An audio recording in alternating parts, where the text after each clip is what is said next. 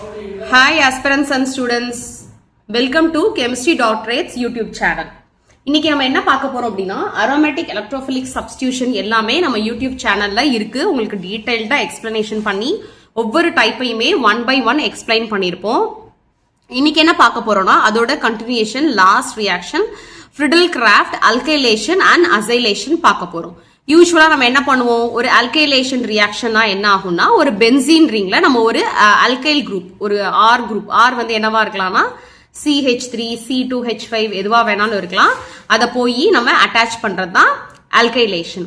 இந்த ஃப்ரிடல்-கிராஃப்ட் அல்கைலேஷன்ல என்ன நடக்கும்னா by using a Lewis acid. இந்த லூயிஸ் ஆசிட் இல்லாம அந்த ரியாக்ஷனே நடக்காது. பாருங்க, அல்கைல் ஹாலைட்ல ஒரு ஹாலஜன், அல்கைல் ஹாலைட் எப்படி இருக்குன்னா ஒரு அல்கைல் குரூப், அதோட ஒரு ஹாலஜன் இருக்கும். அது ரெண்டும் சேர்ந்து இந்த பிரசன்ஸ் ஆஃப் லூயிஸ் ஆசிட் நம்மளுக்கு என்ன கொடுக்கும்னா ஒரு அல்கைல் சப்ஸ்டிடியூட்டட் பென்சீனை வந்து கொடுக்கும். இதோட டீடைல் மெக்கானிசம் இப்ப நம்ம பார்க்க போறோம். சோ ஸ்டெப் 1 என்ன அப்படின்னா ஜெனரேஷன் ஆஃப் எலக்ட்ரோஃபைல். எப்பயுமே ஸ்டெப் 1 என்ன அப்படின்னா எலக்ட்ரோஃபைல் வந்து எப்படி ஜெனரேட் ஆகுது அப்படின்னா ஃபர்ஸ்ட் ஸ்டெப் என்னது, ஆல்கைல் ஹாலைட்ல இங்க ஒரு மெத்தில் குளோரைடு எடுத்திருக்காங்க. லூயிஸ் ஆசிட் என்ன பண்ணும் அப்படின்னா இந்த குளோரைடை தாம் பக்கம் இழுத்துக்கும். அப்ப என்ன ஆகும், இந்த CH3 என்ன பண்ணுனா CH3 பிளஸ் அப்படின்னு இருக்கும், இங்க வந்து AlCl4 மைனஸ்னு இருக்கும். இந்த பாசிட்டிவ் சார்ஜ்ல இருக்கிறது தான் நம்மளுடைய எலக்ட்ரோஃபைல். இப்ப இந்த எலக்ட்ரோஃபைல் என்ன பண்ணும் அப்படின்னா நம்ம எலக்ட்ரான் ரிச், எலக்ட்ரோஃபைல்னால என்ன மீனிங்னா எலக்ட்ரான் டிஃபிஷியன்ட், இது நம்ம எலக்ட்ரான் ரிச் பென்சீன்ல போய் அட்டாச் ஆயிட்டு நம்மளுக்கு வந்து ஃபர்தரா ரெசனன்ஸ் ஸ்ட்ரக்சர் கிடைக்கும். இந்த detail mechanism, energy profile diagram எல்லாமே நம்மளோட ப்ரீவியஸ் வீடியோல இருக்கு. எப்பயுமே எலக்ட்ரான் ரிச் சென்டென்ஸ் தான் போய் இந்த எலக்ட்ரோ டிஃபிஷியன்ட் ஸ்பீஷஸை அட்டாக் பண்ணும். இங்க பாருங்க, இப்படி அட்டாக் பண்றப்ப என்ன ஆகுது அப்படின்னா இங்க வந்து CH3 ஒரு H இருக்கும், இந்த இடத்துல ஒரு பாசிட்டிவ் சார்ஜ் ஜெனரேட் ஆகும். இந்த டபுள் பாண்ட் இங்க ஷிஃப்ட் ஆனதுக்கு அப்புறம் இங்க பாசிட்டிவ் சார்ஜ் ஜெனரேட் ஆயிடும். அதுக்கப்புறம் இந்த டபுள் பாண்ட் இங்க ஷிஃப்ட் ஆனதுக்கு அப்புறம் இங்க பாசிட்டிவ் சார்ஜ் ஜெனரேட் ஆயிரும். சோ இந்த மாதிரி ரெசனன்ஸ் ஸ்ட்ரக்சர்ஸ் வந்து நடக்கும். ஃபைனலா என்ன நடக்கும் அப்படின்னா removal of hydride ion.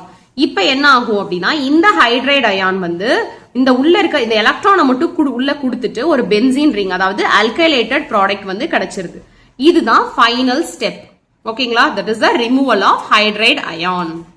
So limitations அப்படின்னு பார்த்தோம்னா இந்த ஃப்ரிடல்-கிராஃப்ட் அல்கைலேஷன்ல லிமிடேஷன் என்னன்னா இந்த ஃபார்மேஷன் ஆஃப் கார்போகேட்டையான் தான் it self is a limitation.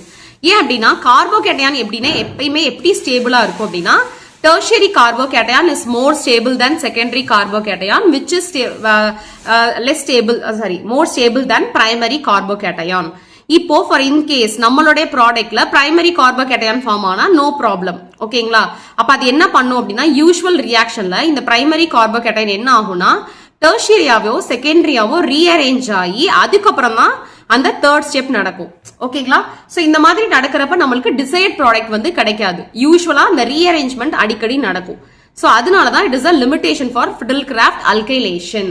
இப்போ இங்க பார்த்தா தெரியும், இப்ப இது பாருங்க மெத்தில் கார்போகேட்டையான் ஈஸியா வந்து ஃபார்ம் ஆயிடும். ஆனா இதுவே ஒரு ப்ரொபைல் குளோரைடு எடுத்துக்கிறோம், எடுத்ததுக்கு அப்புறம் இங்க என்ன ஆகுது அப்படின்னா இங்க வந்து இந்த குளோரைடு வெளியே போயிட்டு N ப்ரொபைல் பிரைமரி கார்போகேட்டையான் வந்து ஃபார்ம் ஆயிடுது. ஆனா இந்த பிரைமரி கார்போகேட்டையான் இதோட நிக்காம என்ன ஆகும் அப்படின்னா ரீஅரேஞ்ச்மெண்ட் நடக்கும் அதுல. அப்ப என்ன ஆகுது, இந்த பிரைமரி நான் செகண்டரியா மாறுறதுக்கு தான் ட்ரை பண்ணும். ஏன்னா நம்ம என்ன சொல்லியிருக்கோம், secondary கார்போகேட்டையான் is more stable then primary கார்போகேட்டையான். So இங்க என்ன ஆகுது, இந்த CH2 வந்து கார்போகேட்டையான் இங்க ஷிஃப்ட் ஆயிட்டு இங்க வந்து நம்மளுக்கு என்ன கிடைச்சிருது, ஒரு செகண்டரி கார்போகேட்டையான் கிடைச்சிருது.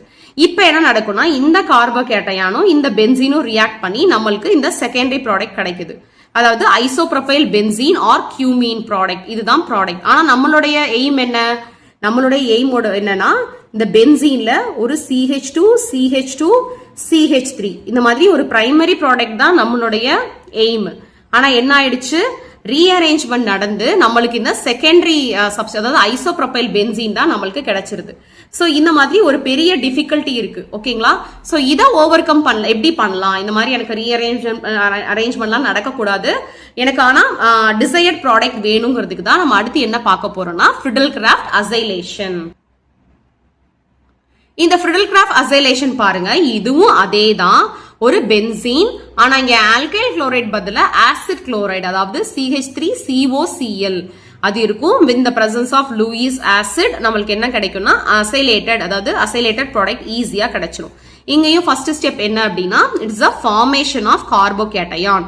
இந்த CH3 COCl AlCl3 அதாவது இந்த லூயிஸ் ஆசிடோட சேர்ந்து நம்மளுக்கு வந்து ஒரு எலக்ட்ரோஃபைல் வந்து ஜெனரேட் பண்ணிடுது.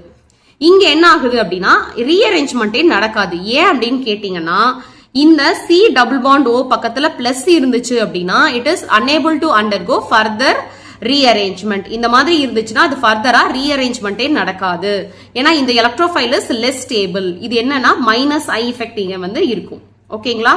சோ அதனால இது வந்து லெஸ் ஸ்டேபிள். சோ அதனால இந்த மாதிரி குரூப்பை கொண்டு வந்துட்டு அதுக்கப்புறம் இந்த COO-வை ரெடியூஸ் பண்ணிப்பாங்க. இந்த ப்ராப்ளம் பாருங்க, நம்மளுக்கு தேவையான N ப்ரோபைல் பென்சீன் ஈஸியா கிடைச்சிரும். இங்க என்ன பண்றாங்க, ஃபர்ஸ்ட் ஒரு பென்சீனோட இந்த ஆசிட் குளோரைட போட்ட உடனே என்ன ஆகுதுன்னா ஃபர்ஸ்ட் இந்த கார்போகேட்டயான் ஜெனரேட் ஆகும், அது இங்க போய் அட்டாச் ஆகும். இப்போ இங்க என்ன இருக்கு, C double bond O CH2.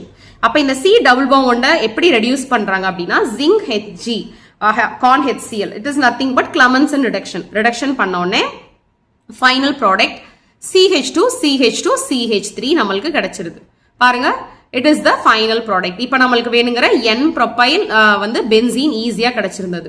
இதுவே நம்ம ஆல்கைலேஷன்ல பண்ணா என்னாச்சு, it is very difficult to get the N propyl benzene. அதுக்கு பதிலா நம்மளுக்கு isopropyl benzene தான் கிடைச்சது. So this is the example for Friedel-Crafts acylation. So நம்ம இந்த important இந்த demerits limitation ஓவர்கம் பண்றதுக்கு தான் இந்த Friedel-Crafts acylation ரொம்ப ரொம்ப யூஸ்ஃபுல்லா இருக்கு. ஓகேங்களா? இதுலயும் அந்த தேர்ட் ஸ்டெப் எப்படி, செகண்ட் ஸ்டெப் எப்படி இருக்குன்னா இங்க வந்து பாசிபிள் ரெசனன்ஸ் ஸ்ட்ரக்சர்ஸ் வந்து உங்களுக்கு கொடுத்திருக்கோம். ஓகேங்களா? இதுதான் கார்போகேட்டயான். அதுக்கப்புறம் எப்பயும் போல இந்த 3 ரெசனன்ஸ் ஸ்ட்ரக்சர்ஸ் வந்து நடந்து ஃபைனலா removal of hydride ion. So that's all about the Friedel-Crafts alkylation and acylation. நம்ம ஃபைனலா நம்ம aromatic electrophilic substitution எல்லாமே நம்ம finish பண்ணிட்டோம். ஸோ அவ்வளவுதான், நம்ம இதோட எல்லாம் முடிச்சுட்டு இனி வரக்கூடிய வீடியோஸ்ல நம்ம வந்து என்னெல்லாம் பார்ப்போம் அப்படின்னா ஆர்கானிக்லயே இண்டக்டிவ் எஃபெக்ட் அதெல்லாம் என்னன்னு சொல்லி நம்ம 1 by 1 பார்க்க போறோம் வித் மோர் ட்ரிக்ஸ். மற்ற வீடியோவை காட்டிலும் நம்ம வீடியோஸ் ஏன் அப்படின்னா இங்க வந்து நம்ம ட்ரிக்ஸ் நிறைய இருக்கு, அது மாதிரி நம்ம தமிழ்ல டீச் பண்றோம். ஓகேங்களா? ஸோ தேங்க்யூ ஃபார் வாட்சிங், keep supporting us, let's learn together and grow together.